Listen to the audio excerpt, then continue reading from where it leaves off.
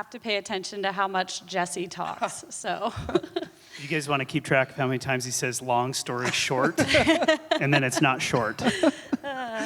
It never ends with this guy.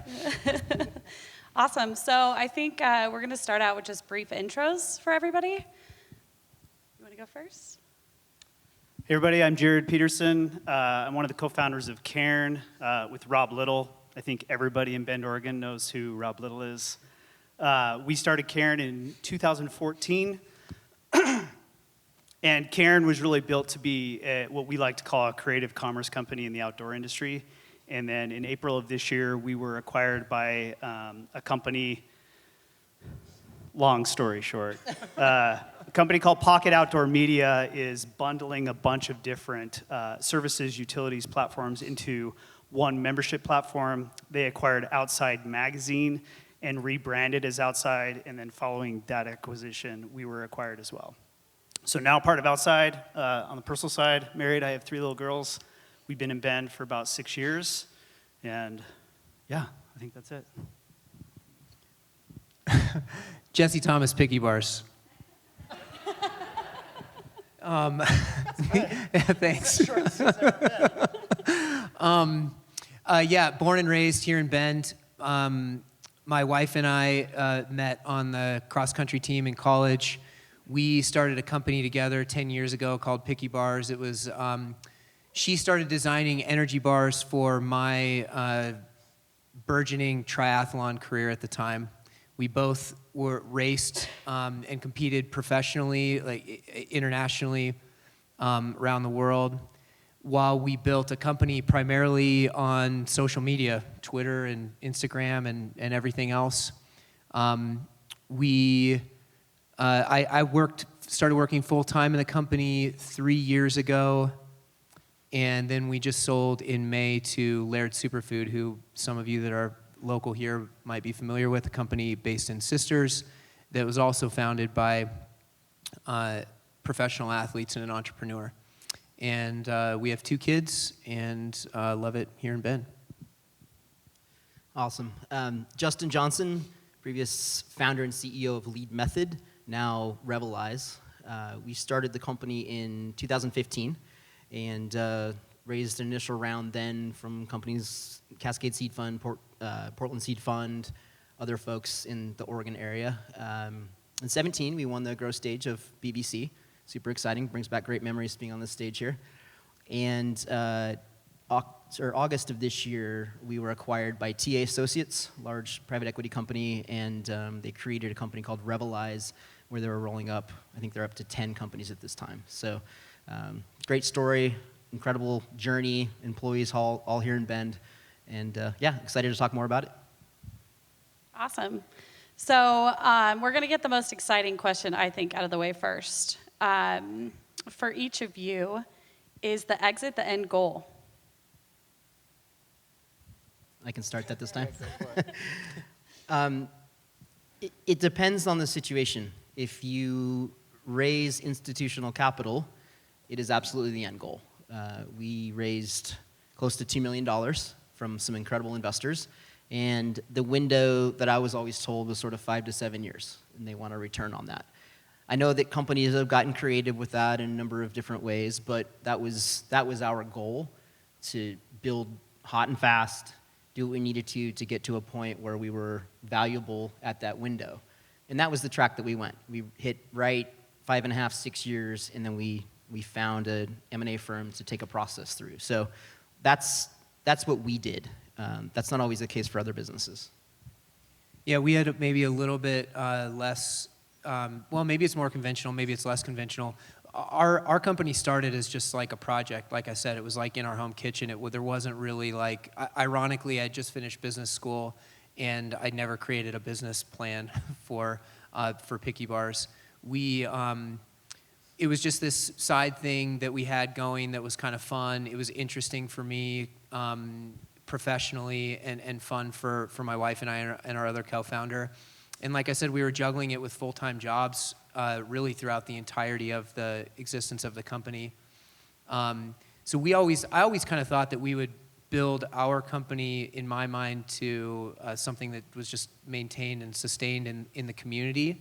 But we had some pretty significant financial scares in 2018 with some product problems. And my wife and I basically personally decided that it was time for us to try to at least make this thing, bring this company to a point where it's not going to take away our house if it fails. That was really, really scary. And that was the beginning of the process for us of building it into an exit, which eventually led to actually raising our first capital round just a little over a year ago, ironically, just 6 months before our exit. But once we had committed to that capital round, then it was clearly, just like Justin said, that we were on the trajectory for that. Yeah, I'd say for Rob and I, in the beginning, an exit wasn't the intention. I think as we started building the business, and to Justin's point, as we raised capital, I think that kind of became inevitable. But for us, we got to a point where we realized, in order to build what we wanted to build, so there came this transition of, this is just a small kind of project. It could be a fun small business to run out of Bend. I think once we realized the opportunity we had in the outdoor industry to really be innovative around commerce, then the concept of raising money came into play. And we knew we either needed, in order to see the growth goals that we thought were possible, we either needed to raise additional capital or to find a strategic partner that could bring to the table what we were lacking and what we couldn't get. And for us, that was access to a large audience and the capital to fuel the growth. And so we were approaching it in two ways. One was to potentially do another. So we did a seed round of $2.5 million, which was primarily angel investors who were extremely patient. And so there wasn't this, you have to exit in 5 years. They were willing to wait and see how it panned out.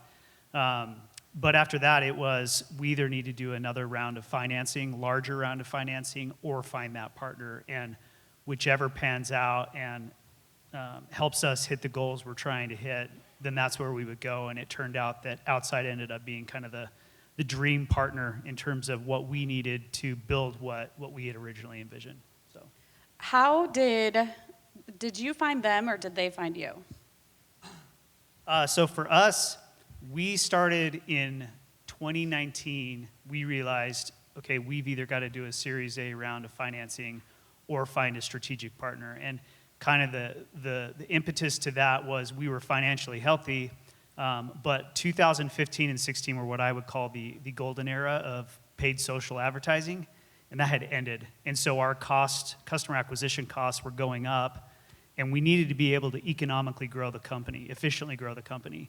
And so we started kind of putting the feelers out, and one of the groups we spoke with was Active Interest Media. So one of our strategic, verticals was media companies. Active Interest Media owned Warren Miller, Backpacker, Climb, Ski. They had access to a massive audience. They were interested in looking at how to monetize their business outside of advertising, so it was a natural fit. And so through the process in 2019, they were one of the companies we found. The conversation got very warm. And then, I don't know how many know this, but early 2020, a pandemic hit, and all acquisition conversations, M&A conversations just ended. Pocket Outdoor Media, or Active Interest Media, ended up kind of dissolving their three verticals. They had outdoor, equine, horses, and nautical and marine, boating.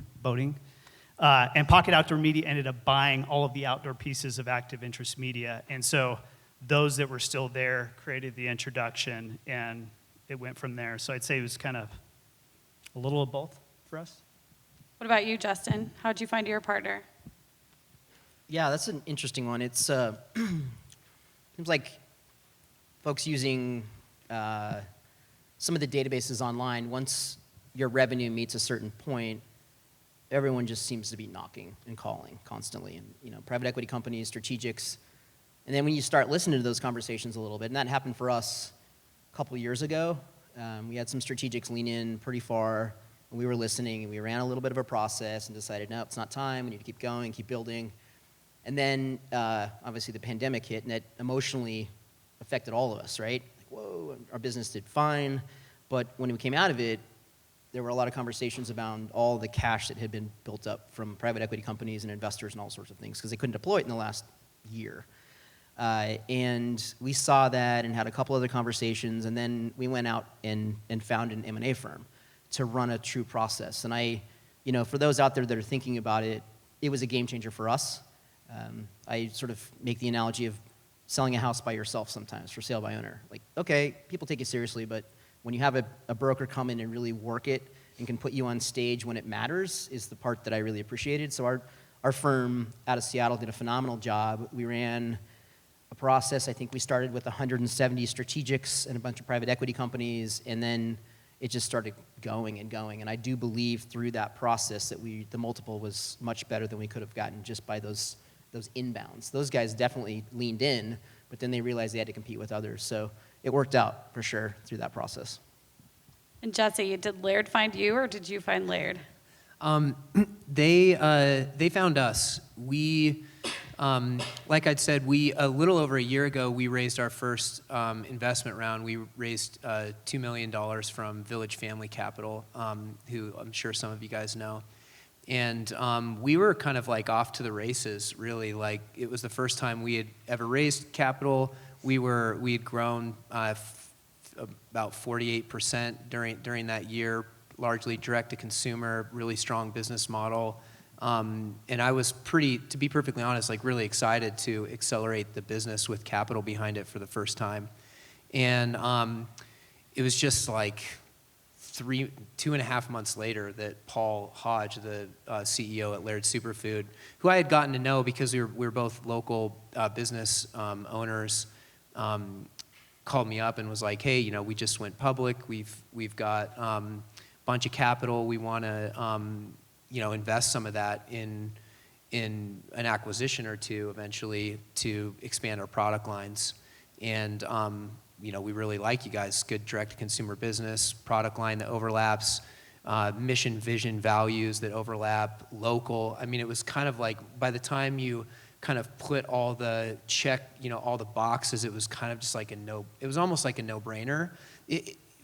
Maybe from the outside looking in. It was still really a challenging process for my wife and I, but particularly for me to go through personally, because I'd just gone through this thing. I was pretty excited about where we were going, and so it felt really early, but like I said, when I took a step back, it was like, at what point are we ever going to have like somebody that aligns with all of our values, like shares product, philosophy, is literally local, and least amount of impact to our employees and everything else, and good people that I knew too, so I've been telling people it felt like 2 years too early to me and like 4 years too late to my wife.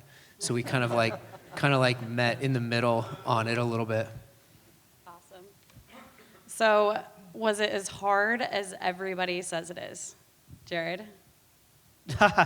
Yes, and more so. I was thinking about this question as I was walking over, and I'm sure a lot of people in this room like me listen to the podcast, How I Built This, and entrepreneurship gets romanticized. There should be a podcast of how I didn't build this, right? Because like, how I broke this, how I failed. Just because I think so many fail, and it's so hard. And a lot of people ask me, would you do this again? And sometimes the answer is, I don't know if I would. Even if I know the outcome, it's such a roller coaster. It's kind of like, this was the beta test, and now I'd like to go do it again now that I've kind of like got my feet under me and kind of figured it out, but 100% harder than I thought it was going to be. Yeah, I think with the acquisition in particular, one thing that when I saw this question that popped up to my brain was like, the acquisition process was such a grind. I mean, it's like a whole nother full-time job, and on top of trying to operate your company, and so you're just like pedal to the metal grinding for months and months and months. And and not just like volume of work, but like stress, like heaviness of work. And then you get to, at least what happened to me, and maybe, you know, the bit that Jared and I have talked about it, you get to the day that you're acquired and that you announce, and you kind of feel like, oh, it's done. And it was really like the whole next thing was just literally starting. It was like, oh man, but now we've got integration and like all these announcements and like, so it really just has not slowed down like at all for me. And that's something I think that would have been valuable for me to understand, because there was this, I wanted it to be done at that point, or, you know, to at least take a break. Yeah, I'll agree with these guys too, for sure. The part that resonated with me in this journey was, it wasn't the hard work. Like, for those that think that this isn't hard work, never start a company. You're going to do more hours than you'll ever dream, and you know that because we read about it and hear about it all the time. The pressure, it's all there. It's the emotional part, I think, that is way different than we ever expected, right? Oh, like, we can handle ourselves, we can do this. And it's not just the emotional part for us, but it's the folks around us. You know, I mean, there's no way I could have done this without my wife, Kelly, not even close, without the family there. And, you know, that you have to keep it together for your team, for your board, for your investors. And I was a sole founder, so there wasn't somebody to the left and right that I could lean on. So it's that network as a party you think forever. So that's the part that I try to explain it to people that come to me for advice on starting companies, but unless you do it, you'll never know. It's just one of those things. Year 4, you just did an 80-hour week, and everyone's yelling at you. Customers are quitting. What do? Right? You just got to stay strong and true to yourself and keep pushing through. So that's the part that really resonates in my mind, the emotional side of it. So with that, how are you balancing the investor relationship or employer relationship for each of you, like whatever it ended up being? Okay. I want to give a shout out, actually. I already said it, Village Family Capital, but like we had just raised this financial round, right? And so we had this whole plan, like 4 years, just what Justin said, 4 years to exit. You know, we're going to grow this thing. You know, we're going to 4 or 5 exit, and that was a really tough process to go through. Like the idea of like, hey, I've got this acquisition thing that's like real and it's on the table, and I need to talk to my brand new investors about this really seriously, because my wife really wants, and we both really want to consider this as an option. And that was super awkward, to be perfectly honest. And I just wanted to thank, you know, I guess maybe just give a shout out to Jake and Sean there. Like they really did put like kind of personal feelings, you know, first on this, and really came through with how they kind of said that they had set up that fund. But I will say that that there were a lot of tough conversations back and forth with you know, with them as an investor. Needless to say, like our employees and everything else, but. From the investor relations, board relations side, I think, you know, you really have to set, money's not all the same, right? And people that tell you, take money from whoever shows up, it's not the same. You really have to interview them as much as they interview you. Find out, are these people I want to work with daily in some cases? When they show up at the board meeting, right?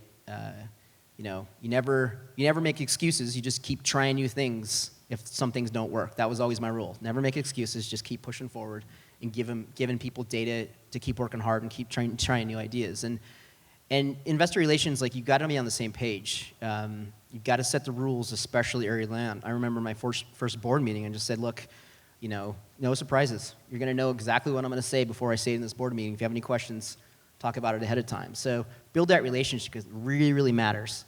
It matters for the length and again, picking the right folks. You know, Julie and Robert at Cascade Seed Fund, Portland Seed Fund, those folks are, I mean, forever indebted and friends because of it. And that's awesome. That's a really cool thing to say. Yeah, when we raised our seed fund, it was primarily angels, private individuals in the Bend area, and others we had some degree of connection to throughout the country, and then Cascade Angels with Julie.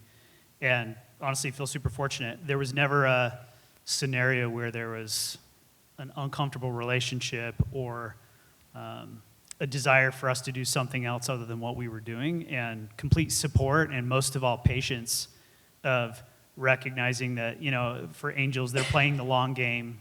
They want a good outcome, certainly, but they're willing to wait for it. There's not a sense of urgency. And that made the process extremely easy to work through, and they were very supportive. I'd say the one thing that surprised me the most that Jesse mentioned that got me thinking is the biggest management of expectations we've had that I think Rob and I both underestimated was our employees. We did not anticipate, we just assumed they'd be thrilled, right? Like, here's this dream company acquiring us. Guess what? You're going to get paid more. You're going to get amazing benefits. There's no more stress around, like, are we going to be around next week or next year? And they bring to the table what we were lacking, right? It's a partnership made in heaven, and we just assumed they'd all be thrilled. And that was not the case. It took, I think for some, it took months to really adjust, and I think made me realize how some things are little things to me, but big things to them, and that was probably the biggest adjustment we've had is managing expectations with our employees through the transition. It's funny how entrepreneurs are so used to change, and everybody else, you know, you throw it at them, they're like, oh my gosh, what are you doing? Okay, so I think the last question is the most fun. What's next for you personally and for your companies? Me or me? You should end. You should totally go first. Yeah, you Oh, should you're the end. last? Okay. All right. How about you go first, Jesse? I'm working. I mean, just what I said. It hasn't slowed down at all yet. You know, I'm working really hard on integrating Picky Bars into Laird Superfood, and that includes like our operations. You know, our moving stuff in from Bend out to Sisters, employees, getting them up to speed, and then our infrastructure, products, and you know, website and services and all that type of stuff, trying to make it as smooth and as positive for all of the key stakeholders as possible. And then maybe that break, you know, at some point, we'll see. Like, I'm really excited about the potential at Laird Superfood, and it's been really fun to be part of a bigger company. So we'll just kind of see how that goes, and I'm open to it, but also wary of probably going to need a little bit of time off at some point. Yeah, Jesse and I are going to go on a vacation just to find a beach, take a nap. What's next for me is in about 10 minutes, I'm going to go back to work. Same as Jesse, like as soon as the acquisition was done, it's pedal to the metal and see what we can do together. It's kind of like you trade one bucket of stress for something entirely different. So the relief is just a different kind of stress. I really believe in what Outside's trying to build. This concept of building a membership platform for active lifestyle participants, I think is really cool. The goal of the business is to try and take it public in 3 to 5 years so that we can control our own destiny. Having gone through the process of building my own business, the concept of trying to take something public intrigues me, and I want to ride that train for a little while. For Cairn, we are running commerce for Outside, and I think commerce is going to be a huge piece of this platform. They're investing heavily in us. So I'm excited to just ride this out and see where it goes. I like who we're working with. I think the team is amazing. Their vision is amazing. So I'm excited to do that. Once that's done, like I said earlier, I feel like I finally figured out what I'm doing, so maybe I'll give it another go and try to start something else, but that's after the vacation with Jesse. So. I think Justin's already on vacation. I'm definitely not working as hard as these two. The acquisition went through, and I was given the option to step out, and I didn't hesitate for a second. After I understood my team would be taken care of, and things were going to be good. So I have been hanging out with the family for the last couple months, playing a lot of music, just trying to get those bones back that I had prior to starting the company, because we definitely put things on hold. no doubt. So you may see me downtown Bend busking with my guitar here and there. That's one of my goals. But I've got some ideas swirling around. There's a couple ideas I'd like to pursue at some point. So later this year, I'll likely start another company and go for another one. But for Super now, just hanging exciting. out. Awesome. I think we're going to open it up to questions now. Affton, Jesse, Justin, and Jared. If you start a band, will you be Affton and the Jays? All I'm saying is when I introduced your panel, I felt like I was introducing a boy band, and it felt great. I think Okay? Jesse would be the lead singer. Like, let's be honest, with his aviators Sell on. the tickets Never for ends. sure. But I don't know, Never Afton's ends. got like some real star power. The light loves her, so ooh, I okay. just Now there's danced. drama I danced for happening Jesse. between the Jesse and the. I love this story, you guys. Nobody wants that. Somebody call VH1. So I guess I love to hear like the range of kind of what's next for you all. Justin, I love that you decided to step away, and I'm wondering if you might want to just elaborate on quality of life or why you decided to do that. And you know, to me, this is like a really important conversation, relevant conversation right now. Absolutely. And I think it's also the reason that the three of us decided to build our companies in Bend, because we moved from Seattle in 2014 and consciously decided this is where we're going to raise our kids, where our family's going to be, and where we're going to grow a business. And I remember investors at the time looking at me like, you're crazy. You have everything you need up in Seattle, all the tech talent you need. It's just like, yeah, but you don't understand Bend. These are type A people that live here. They're on their mountain bikes at 5 a.m. They still do a 10-hour day. And I didn't commute an hour and a half each direction. So it started there. And I think that we're all in a position now that we could grow a business here. We found incredible people, amazing investors, and a community that's rooting for you the whole time, right? And that's all the folks that are in this room even.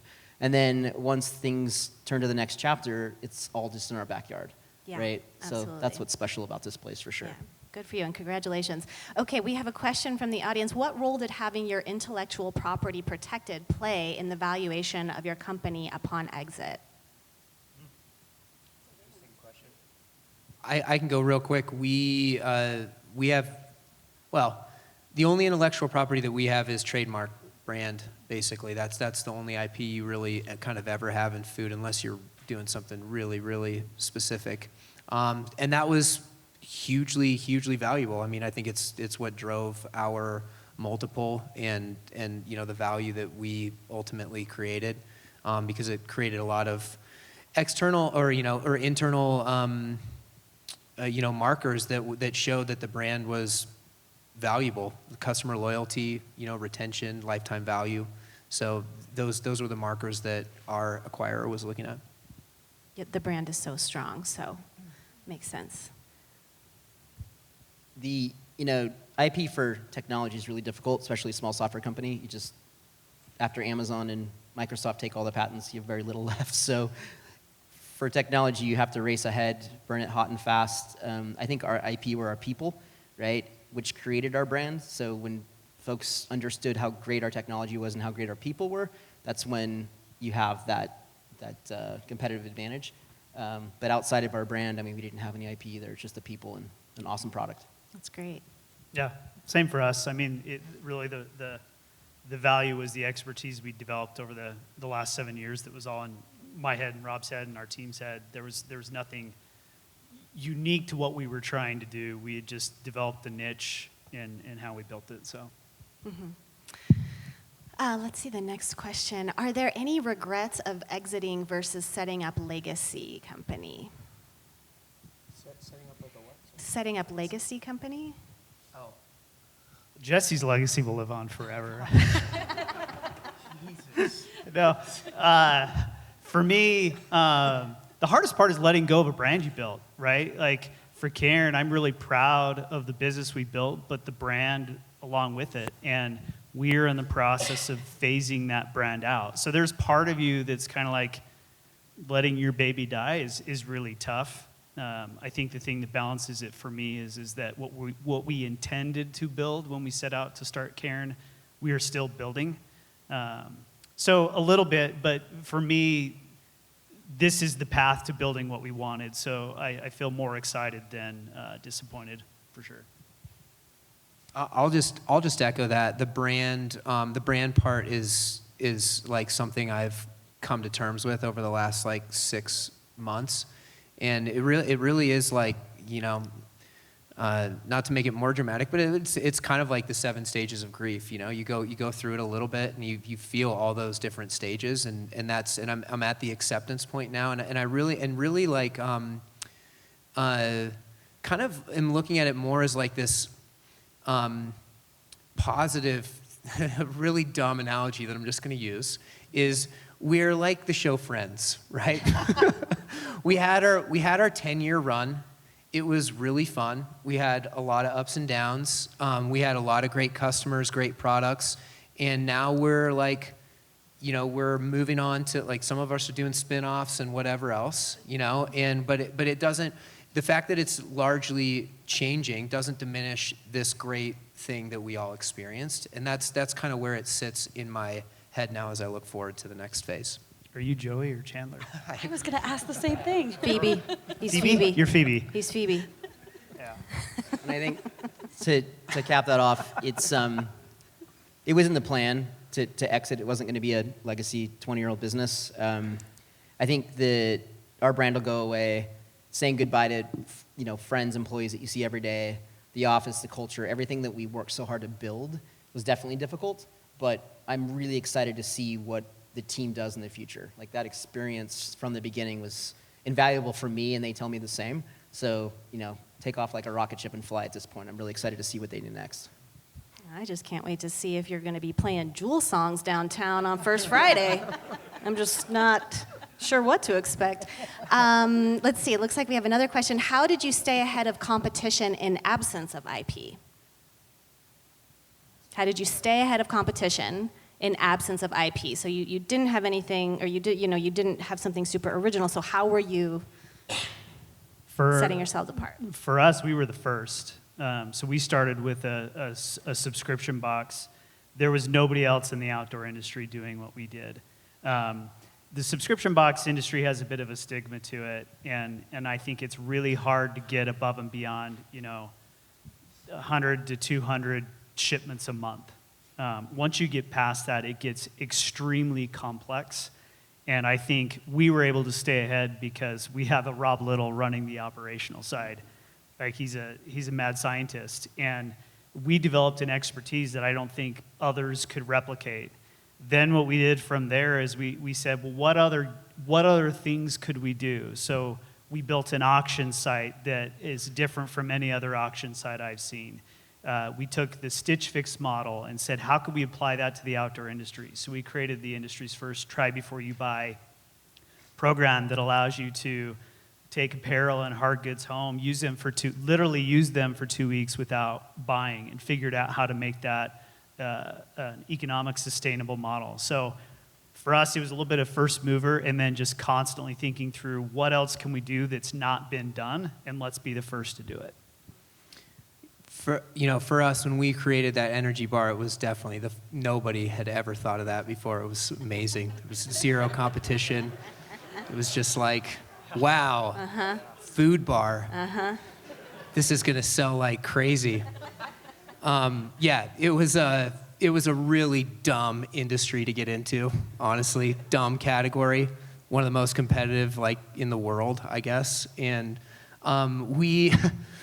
I think our innovation, or, you know, like I said, largely was brand, but we were really early to direct to consumer. We created I talked to Rob about his subscription, about Cairn prior to you guys launching it, because we had the Picky Club, our subscription service, and it was I think that was our ticket. Really, was just like creating a service that was more unique than what existed, as opposed to the product itself.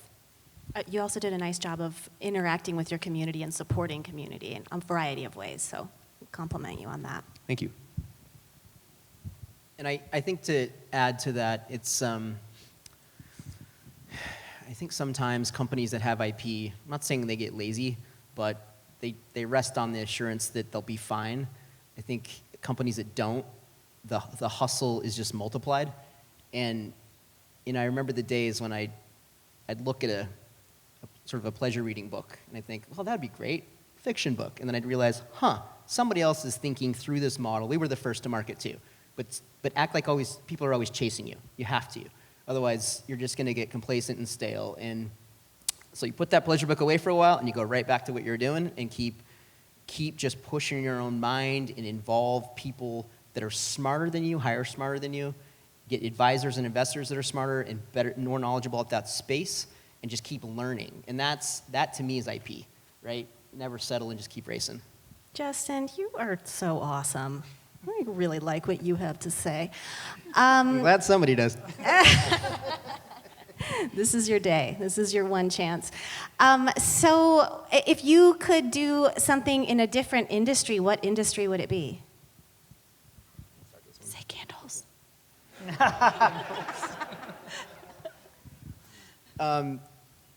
Technology is all I've ever done, so I can't imagine myself doing another business outside of technology. Just the efficiency, the margins, the scalability. I mean, these guys are my heroes for creating consumer products. Like, I don't know how they even do that, but that's where I would stay. Makeup. Okay. Jesse, how about you? That's a good question. I'd like to do something. I think I'd like to do something that's giving back. Of some type of thing at this point. I feel super fortunate to have done what we did, and feel like there's a lot of